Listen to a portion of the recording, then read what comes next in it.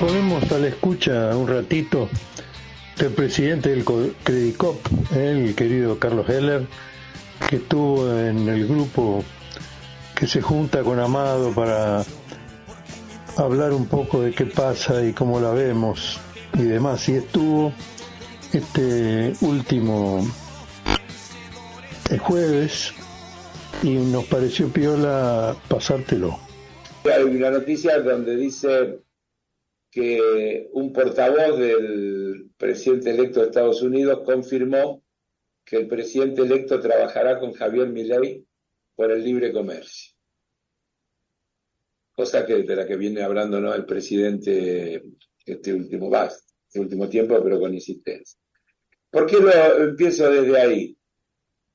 Porque en el textual de lo que este señor Taylor Rogers dijo hoy en una declaración, dice, y ahora cito textual: líderes extranjeros como el presidente Milei se están sentando a la mesa para obtener el apoyo del presidente Trump porque reconocen que sus políticas de Estados Unidos primero son brillantes y restaurarán la dominancia de Estados Unidos en el escenario mundial.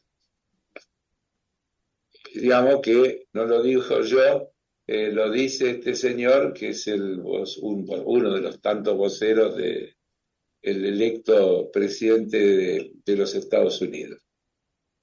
Y empiezo por ahí porque el otro día efectivamente el presidente habló de dos cosas.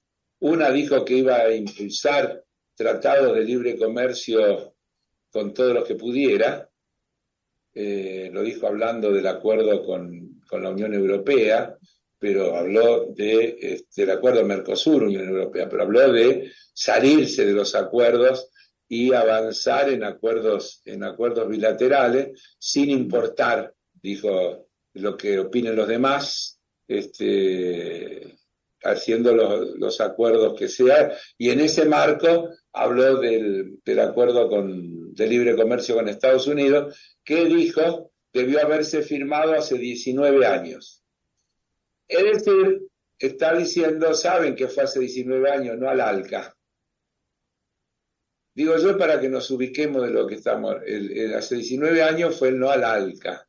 Fue aquel hecho histórico que hemos reivindicado como un hito en la historia argentina y de la región, por construir una región con independencia e integrada regionalmente, en aquel momento en el que los líderes de la América del Sur se juntaron y coincidían en esos lineamientos, y todos tenemos en la memoria aquel momento fenomenal en Mar del Plata, donde le dicen al presidente de Estados Unidos, Bush, en aquel momento, que no va a haber tratado de libre comercio. En realidad, habría que decir también que pareciera que nadie le explicó al presidente Milei que la Argentina con Estados Unidos no tiene complementariedad, tiene competencia. Cuando se habla de un tratado con la Unión Europea, podríamos hablar un largo rato, pero fíjense que inmediatamente los productores agrícolas de Francia, de Italia, de España, comienzan a protestar, hay movilizaciones, porque efectivamente Argentina puede venderle productos agrícolas a la Unión Europea, que tiene déficit de esos productos, es compradora.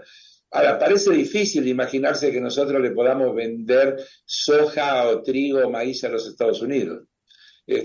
Parece difícil. Sin embargo, no parece difícil que Estados Unidos nos pueda llenar de productos industriales que compitan con la producción nacional, sobre todo cuando la Argentina, a contramano también de lo que pasa a nivel global, está en una política de disminución de aranceles, de abrir las importaciones para que compitan con la industria nacional. Y esto me lleva a una cuestión central de la que yo vengo hablando, y que es de lo que yo llamo las 4M. Las 4M que son Martínez de Oz, Menem, Macri, Milei, que marcan, yo diría, una continuidad histórica que además se repite, porque cuando nosotros lo escuchamos, por ejemplo, al presidente el otro día, vamos a continuar eliminando organismos, secretaría, subsecretaría, empresas públicas y todo estamento del Estado que no debería existir. Cada atribución o tarea que no corresponda a la que supone que tiene que hacer el Estado Nacional será eliminada. Esto lo decía Dromi también, ¿se acuerdan? Durante la época de Menem. Pero agrega Milei en la misma frase, porque cuanto más chico el Estado, más grande la libertad. Y yo no me puedo olvidar del lema aquel de la dictadura: achicar el Estado es agrandar la nación. ¿Se acuerdan las calcomanías de los autos, las lunetas de los colectivos? Es decir, que hay un denominador común, por eso hablo de las 4M. Esto que está pasando en la Argentina, más allá de las particularidades, de los estilos personales, de todas las cuestiones que podamos señalar, de las exuberancias dialécticas que tiene el presidente Milei, de las excentricidades que se comentan, etcétera, etcétera, yo diría que en sus ejes principales no es más que una repetición de lo que se ha intentado como mínimo estas 4 veces. Seguramente si miramos en detalle y le ponemos lupa, podemos encontrar otras donde también ha habido intentos parecidos, pero creo que estas 4 son las más nítidas, las más notables, donde más abiertamente se ha dicho lo que se quiere hacer. Si ustedes buscan, por ejemplo, el informe que hace Martínez de Oz cuando deja la gestión, sobre los 12 puntos de su programa, van a ver que es exactamente lo mismo que se está planteando ahora. Pero exactamente, por ahí hay una terminología un poquito distinta. Yo tengo por ahí, tengo el detalle, pero ustedes lo pueden encontrar, es fácilmente, entran en internet hoy, pues lo encuentran. Es el mismo discurso de hoy. Libertad de precio, eliminar la restricción a las importaciones, libertad de tipo de cambio, liberación de alquileres, eso lo digo, las mismas cosas, liberación de precios, no hay ninguna novedad, no hay ninguna novedad. Y no hay ninguna novedad en todo este discurso, y yo me tomé el trabajo de hacer un repaso que quiero compartir con ustedes sobre los ejes principales de las cosas que, por ejemplo, nos dijo el presidente el otro día en el discurso de balance que hace de su año de gestión. Quiero decirle que esto que recién les señalé, vamos a continuar eliminando organismos, etcétera, etcétera, es tal cual, y como el sacrificio que han hecho es conmovedor, no será en vano, se vienen tiempos felices para la Argentina, la luz al final del túnel, se vienen tiempos felices para la Argentina. La recesión ya terminó y finalmente el país ha comenzado a crecer. No hay datos en serio, después les pido a ustedes que compartan conmigo. El EMAE dice, último dato conocido, que hay el último mes una caída respecto del anterior, después de 2 meses que ha habido aumento, pero si tomamos el acumulado hasta septiembre, 3,1 respecto al igual periodo del año pasado. Les quiero decir una cosa, de paso. Todos los datos de este año son peores que los del año pasado, en el que todo el mundo decía que todo era un desastre y que estábamos en el fin del mundo y que así no se podía vivir ni un día más. Todas las cosas empeoraron, digo porque cómo la subjetividad influye y cómo las expectativas influyen y cómo la gente que quiere creer entonces que hace un año decía que no aguantaba más, ahora dice, vamos a ver porque todavía me va mal, pero tengo expectativa de que las cosas van a mejorar. Como finalmente la política, como la ideología, como la propaganda, como todo en última instancia la batalla cultural, en la que habría que reconocerle al presidente Milei una cosa que yo digo meritoria, porque lo dice francamente. Nosotros nos hemos aburrido de hablar de la batalla cultural. En el caso nuestro, allí por el 2002, Floreal Gorini inauguró el Centro Cultural de la Cooperación y dijo, la madre de todas las batallas es la batalla cultural. La madre de todas las batallas es la batalla cultural. Inauguramos en medio de toda la crisis que estaba viviendo la Argentina en ese momento, ese Centro Cultural de la Cooperación del que seguimos teniendo todo el orgullo y exhibiéndolo con todo el orgullo, pero asumiendo que la madre de todas las batallas es la batalla cultural. Y eso tiene plena vigencia hoy. Milei nos lo dice todos los días. Estamos en plena batalla cultural y él la da todo el tiempo. Macanea lo loco, dice cosas sin sentido, entonces tira la inflación. Tengo por ahí, ¿saben cuántas veces Milei habló de del 17.000% de inflación? 73 veces, 77 veces. Nos dijo en los discursos que hizo en el año desde que asumió, nombró el 17.000% de inflación. Esa es la batalla cultural. Él instala un dato que no tiene ningún rigor, que es absolutamente insustentable, absolutamente indemostrable, como la de tomar el dato de supuesto de un día y proyectarlo por un año, o tomar la inflación mayorista de un mes en la que ellos devalúan el 118%, donde los precios de los importados suben el 80% producto de esa devaluación, y eso es fundamental en la formación de precios mayoristas, y él toma diciembre, como si él no tuviera nada que ver con diciembre, proyecta diciembre por el año y te tira los números. Eso se llama batalla cultural. Insisto, perdón, y voy a corregir. En realidad lo mencionó, acá tengo el dato, 117 veces en 73 discursos. Yo dije, lo mencionó 70 y pico de veces, no, lo mencionó 117 veces en 73 discursos, de un total de 140 discursos que dio en total, en 73 habló de este tema del 17.000% de inflación. Quiero aclararles que esto no tiene ningún sesgo, que no lo inventé yo, que no es de ninguna extraña usina, es un artículo de La Nación donde hace un análisis de los discursos del presidente, de las frases más utilizadas, y entre ellas dice esto. Yo puedo seguir una hora de eso, pero le voy a dar varias de esas. Hemos logrado un superávit fiscal sostenido, libre de default por primera vez en los últimos 123 años. En los 4 años de Néstor Kirchner y en el primer año de Cristina hubo superávit fiscal.